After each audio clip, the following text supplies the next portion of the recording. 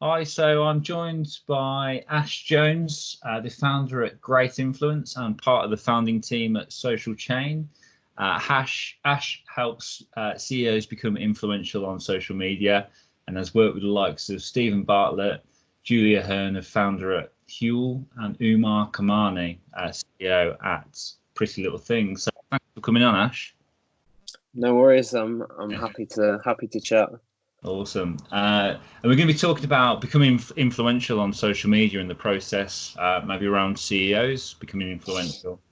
So my first question, a bit away from topic, is about Manchester. And I asked this question the other day to another guest who's from Manchester. They're doing really well at the minute, Manchester, as a digital city.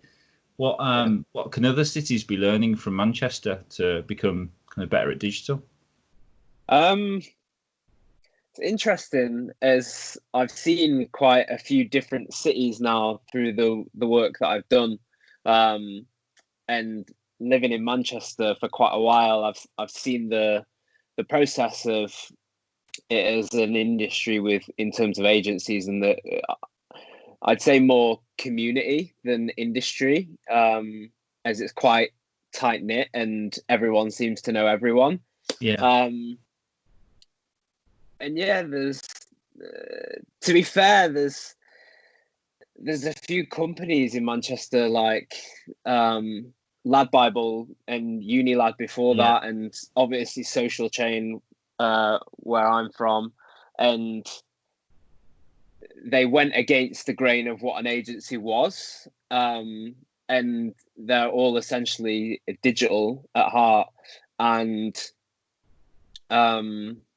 I think it was a good thing for the city and created a lot of buzz around what was happening there, and a lot of PR between the likes of those three, which helped put more of a focus on there. And there's a lot of great agencies in Manchester that have been around for a long time now, and I've been fortunate enough to meet quite a few agency owners in Manchester, and they're always very welcoming. And but I feel that's the case with agency owners as a whole that I've met across the UK. Like the community is super helpful, super nice, super generous, and I thought it'd be more competitive, but it's not.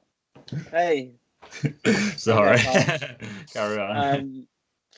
Yeah, it's not competitive. It's very friendly, and everyone blends together, and everyone gets on. And you get there's these events in Manchester called, I think it's called Podge events, and everyone, it feels like, from the agency community comes down to Manchester or up to Manchester, wherever they're from, for those events, and everyone always speaks highly from outside of the city about that event and Manchester as a whole in terms of the agency community there. So I think it's a good spot, and there's a lot of regeneration around the city at the minute, and they're trying to push it forward in terms of innovation and driving it in terms of a second city to London, so to speak. So yeah, it's a good moment.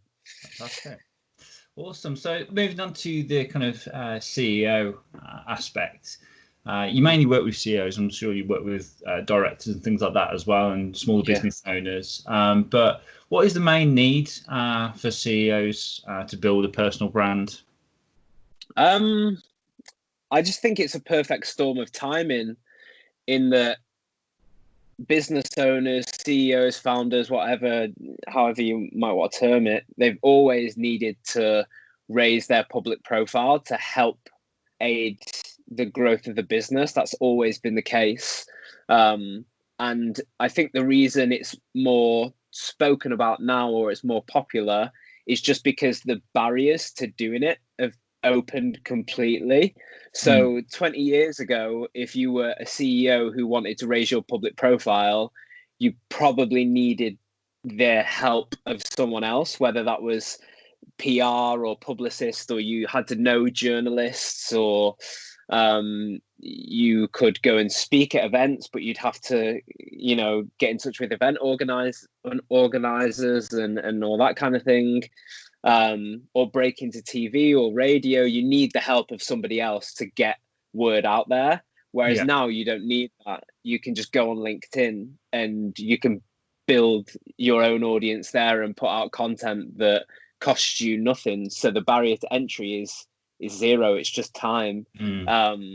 And the impact can be quite large with just from how LinkedIn is at the minute, in terms of the organic reach that you can gain on the platform through producing good content. It's very, very high in comparison with other social media platforms and in comparison with other forms of media. So like I say, it just feels like a perfect storm that we're in at the minute, where the barrier to entry is so low, and therefore it's encouraging a lot of people to take advantage of that. Yeah, perfect. So you support CEOs on the personal brands. From your perspective, who the CEO is doing it the best right now? Stephen Bartlett. Yeah. From Social Chain. I'm always going to say that. And that's not just out of bias. I was speaking to him the other day, and I said I think he's at the elite level of the game in terms of the content that he's putting out. And who else? Spencer Gallagher from Cactus, who are an agency growth consultancy firm. What he and what they are doing as a team is it's really taking advantage of things. Who else? Joe at Marketing Meetup. I really like what Joe does. Joe's very honest and authentic, which is what I talk about a lot, is the importance of being authentic and just an online version of yourself is the key to doing it. Who else? I don't want to name people that I'm working with because then it's biased. Okay. I'd say that. I'd say if it's not people, all the people I'm working with are fantastic, of course. But for those that I'm not working with, I'd say those three people kind of stand out to me. Right. And what makes them stand out, and what are they doing right that other people can learn from? I think with Steve, it's just talent. He's just insanely talented and incredibly engaging as a speaker, as someone on video, on audio. His podcast is like highly engaging and he's just, I enjoy listening to him. I can listen to him for an hour, 2 hours, and the time can go by like that, and I'm still engaged. So that's just talent. And then I'd say with Spencer, Spencer for me is he's a super networker, and that's his thing offline, and he's brought that online. He's managed to recreate that aspect online, and he's a super networker, and he provides immense value to agency owners, and that's what he's managed to recreate online, which is quite difficult to turn that into content and an online network. I think people underestimate how difficult that can be. So the value that he provides and the community that he builds and encourages those within that community to constantly talk to each other and explore how they can work together and build relationships is really powerful. And then with Joe, it's the thing that always intrigues me is how, like I say, he's authentic. How the content that he puts out is very open and very transparent about who he is and what he's doing at any time. So I'd say they're very different, but all interesting in their own ways. Yeah, and I think from my perspective that those people that you mentioned, they're almost like a news outlet. So they're right on top of the latest kind of innovations, and if you want to know what Instagram are releasing and things like that, you hear it straight away from these guys, and they're really on top of it. What about you? Who do you think is doing it well?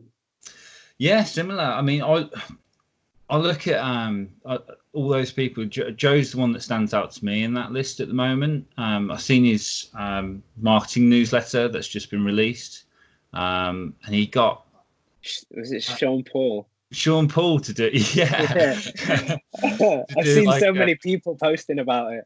Yeah, it went down really well. It's got some major engagement, so that is really out the box, and that's the sort of thing. It's bringing light to a dark time at the moment for a lot of people, and it's quite brave, and it's actually making fun of the people doing it wrong, but in a good way. Do you know what I mean? He's saying this is a silly thing I've done, and just going for it.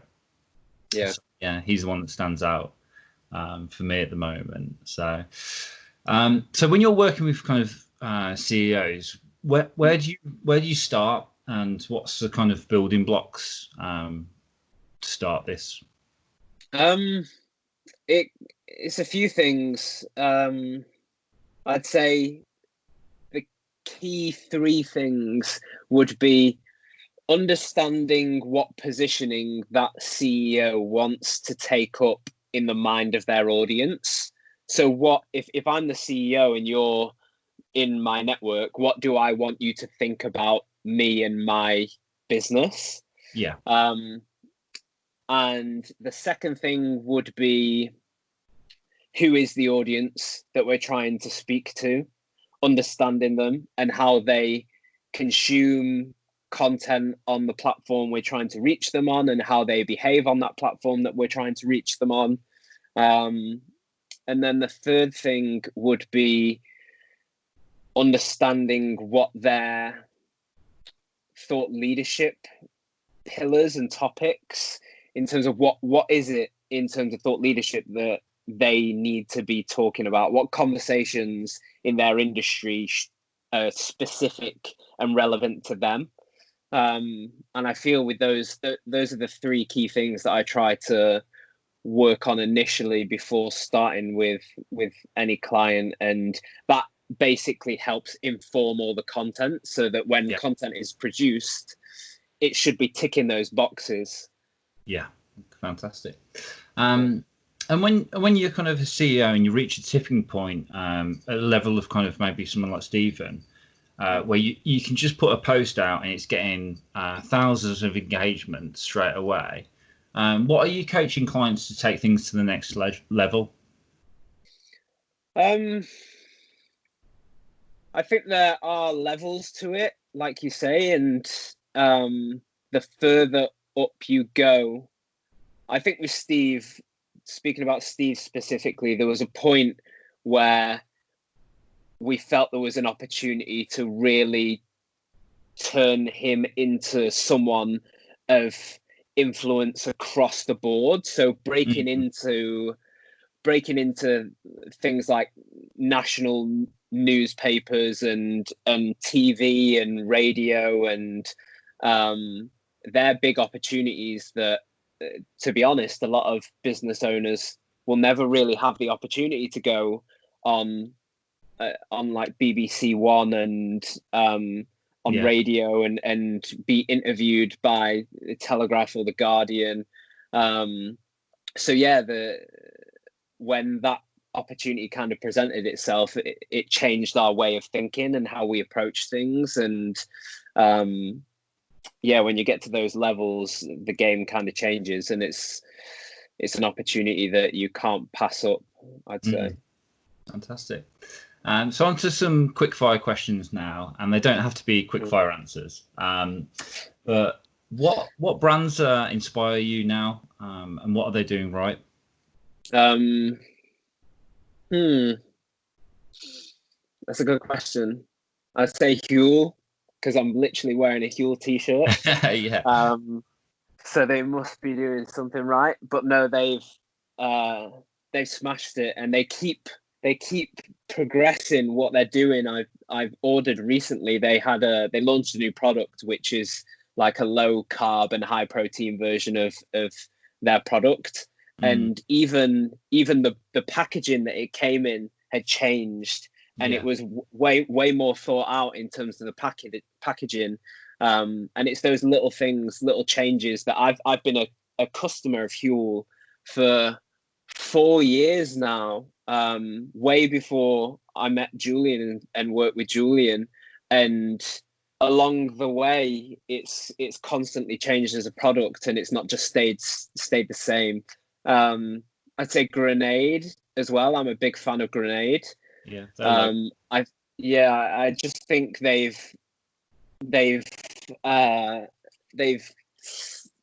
just different as a protein bar. I work out a lot, and I've bought a lot of different brands of protein bar, and they could all be the same apart from Grenade in terms of how it presented itself, and the branding and the packaging was just completely different to the rest in a very eye-catching way. So I'd say those two jump out at the top of mind. Yeah, their birthday cake bar is unreal. I love that. Yeah, I'm addicted to the salted caramel bar at the minute. Yeah, definitely.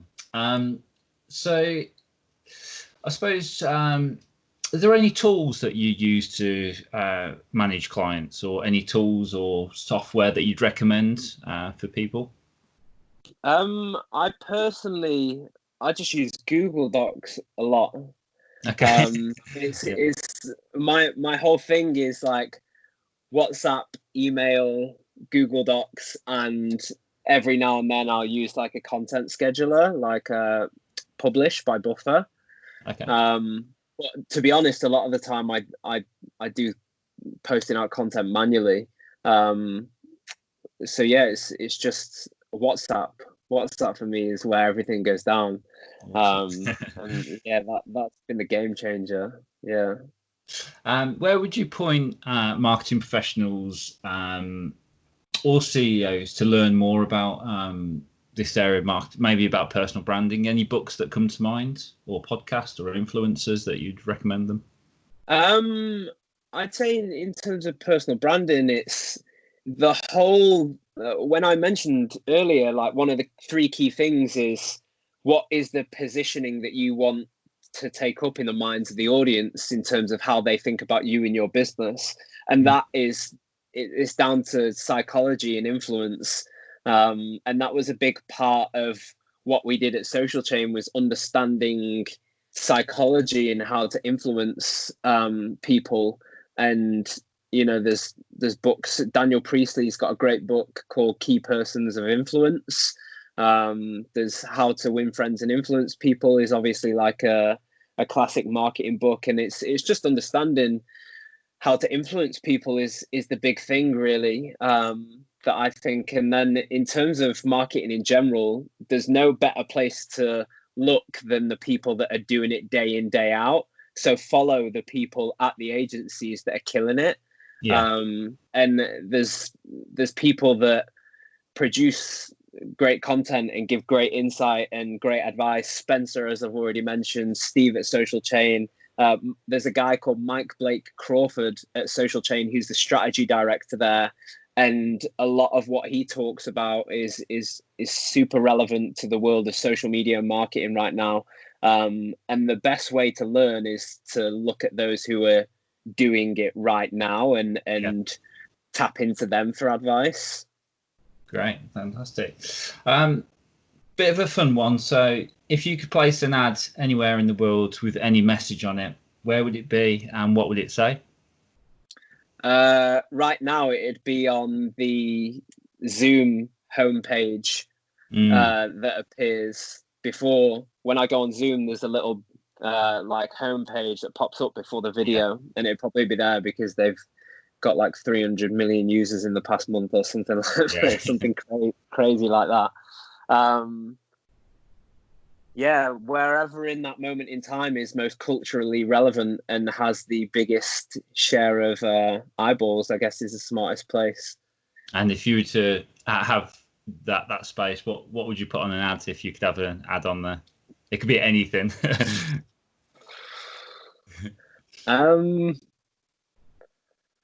I'd have to sell myself somehow. Yeah. And I don't know, I'd need more time to think about it. With a witty way of doing so. It's interesting. A client that I'm working with is doing something kind of like this. They're hiring a space and putting an ad there, and they were sending me over the creatives yesterday that they were thinking of, and there was one that really stood out. And the reason it stood out was it was just instantly engaging compared to all the others, and it was quite provocative.